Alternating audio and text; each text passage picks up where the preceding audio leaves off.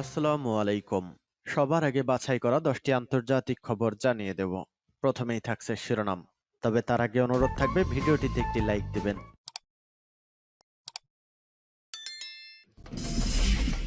সংবাদের শুরুতেই জানিয়ে দেব সংবাদ শিরোনাম। বাকমুতে নজিরবিহীন রক্তক্ষয়ী যুদ্ধ চলছে। এরপর জানিয়ে দিব সুদানে গোলাগুলি, প্রাণে বাঁচলেন সৌদি ইয়ারের শতাধিক যাত্রী।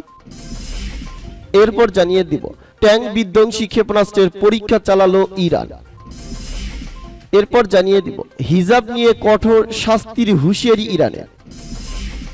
এবং জানিয়ে দিব সর্বশেষ শিরোনাম, যুদ্ধে উৎসাহ দেওয়া বন্ধ করা উচিত যুক্তরাষ্ট্রের, বললেন লুলা। এতক্ষণ শুনছিলেন সংবাদ শিরোনাম, এখন শুনবেন সংবাদের বিস্তারিত।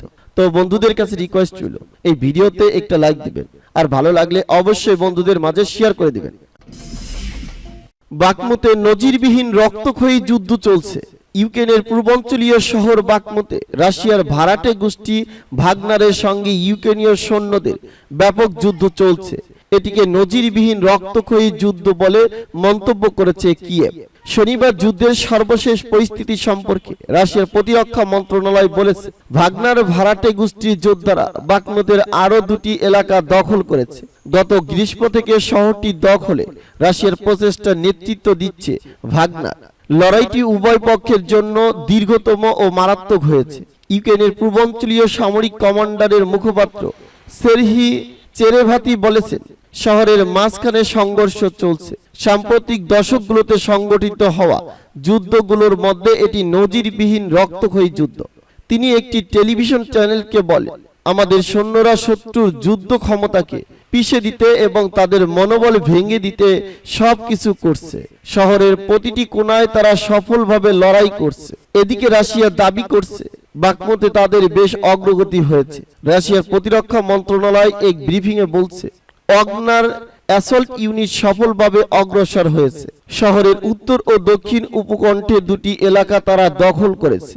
মন্ত্রণালয় জানায়, রাশিয়ান সেনাবাহিনীর প্যারাট্রুপ ইউনিটগুলো ইউক্রেনের বাহিনীকে বিভিন্ন পাশ থেকে আটকে রেখেছে।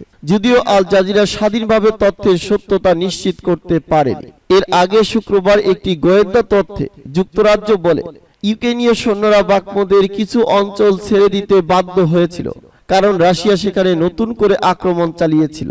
গত 2 দিন ধরে তীব্র কামান গুলি চালানো হয়েছিল। সুদানে গোলাগুলি, প্রাণে বাঁচলেন সৌদি ইয়ারের শতাধিক যাত্রী। গত কয়েকদিন ধরেই সুদানে চলছে ব্যাপক গোলাগুলি।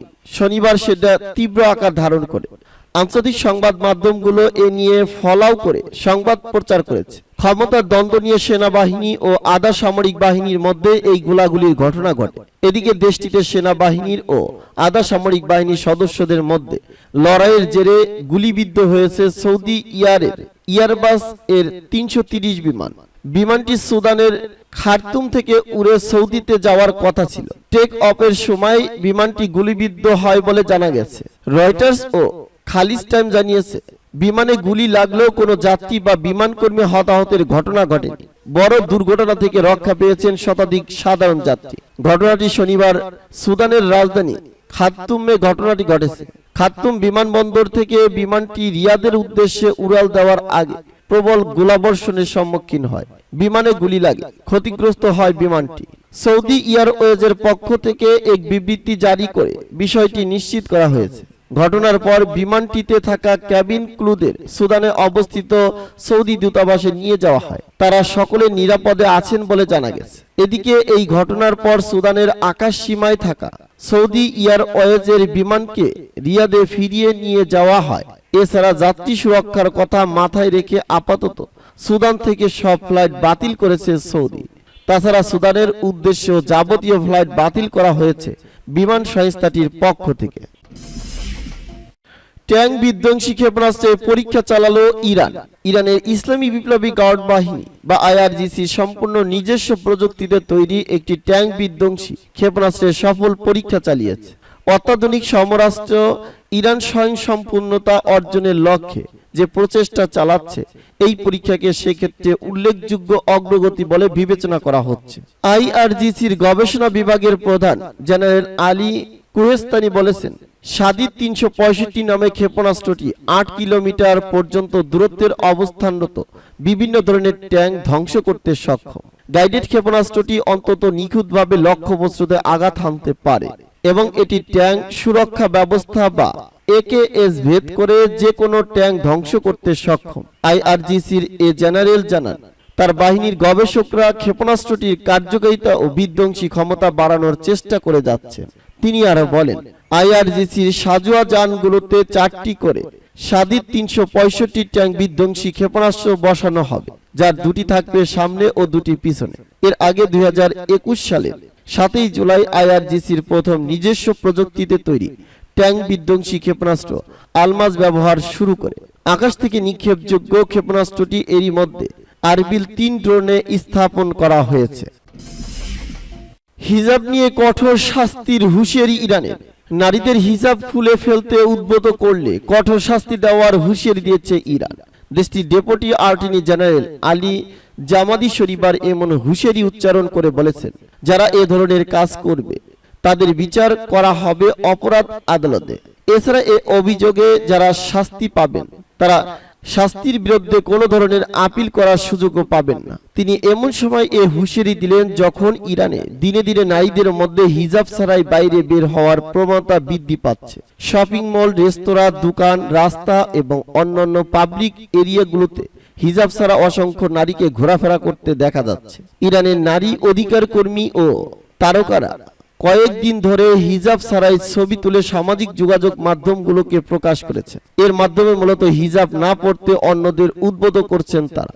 এসব তারকা ও নারী অধিকার কর্মীদের আকার ইঙ্গিতে হুঁশিয়ারি দিয়ে ডেপুটি অ্যাটর্নি জেনারেল আলী জামাদি বলেছেন, হিজাব খুলে ফেলতে উদ্বুদ্ধ করার অপরাধের বিচার করা হবে অপরাধ আদালতে। এই আদালতের সিদ্ধান্তই চূড়ান্ত হবে এবং এর বিরুদ্ধে কোনো আপিল করা যাবে না।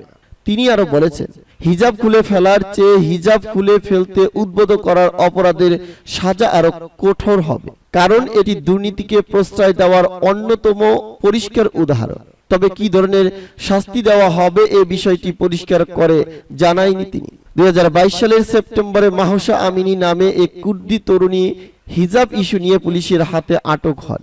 এরপর পুলিশ হেফাজতে মারা যান তিনি। তার মৃত্যুর পর পুরো ইরান জুড়ে হিজাব বিরোধী আন্দোলন ছড়িয়ে পড়ে।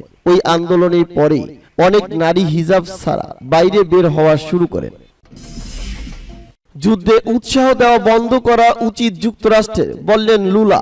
ব্রাজিলের প্রেসিডেন্ট লুইস ইসানিও লুলা দা সিলভা বলেছেন, ইউক্রেন যুদ্ধে উৎসাহ দেওয়া বন্ধ করে যুক্তরাষ্ট্রের উচিত হবে শান্তি আলোচনার কথা বলা।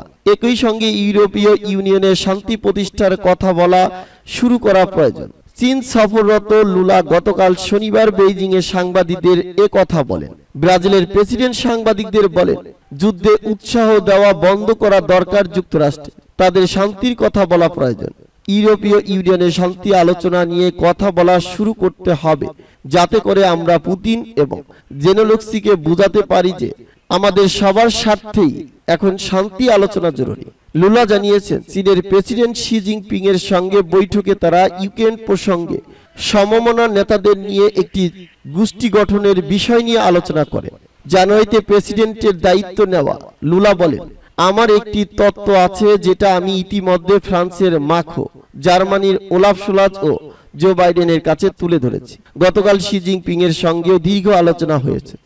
শান্তি প্রতিষ্ঠার পথ খুঁজতে ইচ্ছুক দেশগুলোকে নিয়ে একটি গোষ্ঠী গঠন করার দরকার। তবে ইউক্রেনের প্রেসিডেন্ট ভলোদিমির জেলেনস্কি শান্তি আলোচনার প্রস্তাব নাকচ করে বলে আসছেন, পুতিন ক্ষমতায় থাকাকালে শান্তি আলোচনা সম্ভব না। গত শুক্রবার লুলা বেইজিং সফরে যান। চীনের প্রেসিডেন্ট শি জিনপিং এর সঙ্গে আলোচনা করতেই বেইজিং এ তিনি।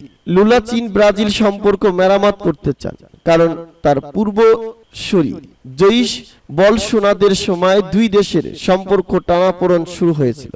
লুলা টানাপোড়েনের অবসান ঘটিয়ে চীনের সঙ্গে মিত্রতা চান।